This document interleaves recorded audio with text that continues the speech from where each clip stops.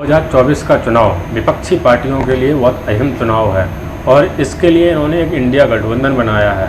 सबसे ज़्यादा मजबूती से जो बीजेपी चुनाव लड़ेगी उत्तर प्रदेश में, कि उत्तर प्रदेश में राम मंदिर का मुद्दा बहुत गर्म है और ऐसे में बीजेपी को पटखनी देने के लिए इंडिया गठबंधन में लोग कयास लगा रहे हैं कि मायावती को भी आना चाहिए। मायावती के आने से इंडिया गठबंधन को मजबूती मिलेगी और बीजेपी चारों खाने चित्त हो जाएगी। लेकिन मायावती का एक ही स्टेटमेंट है, वो एक ही बात पर अड़ी हुई हैं कि वो चुनाव अलग लड़ेंगी, किसी से गठबंधन नहीं करेंगी और 2024 के चुनाव में सबसे ज़्यादा सीटें जीतकर आएंगी। लेकिन ऐसा क्या मुमकिन है दोस्तों?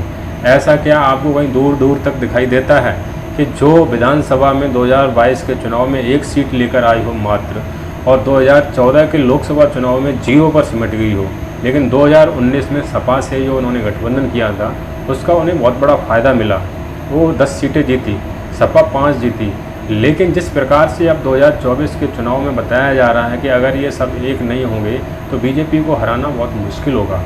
समाजवादी पार्टी का वोट स्तर बढ़ रहा है, वोट परसेंटेज बढ़ रहा है, लेकिन मायावती जिस प्रकार से तेवर दिखा रही हैं और इस गठबंधन में आने के लिए बार बार जो मीडिया में आकर वो प्रेस कॉन्फ्रेंस करती हैं और कहती हैं कि मैं किसी के साथ नहीं जाऊंगी।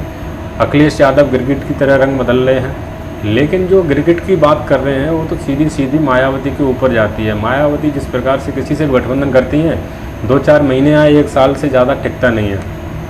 तो मायावती आने की नहीं, समाजवादी पार्टी, कांग्रेस, आरएलडी का गठबंधन उत्तर प्रदेश में है, इंडिया गठबंधन में ये है।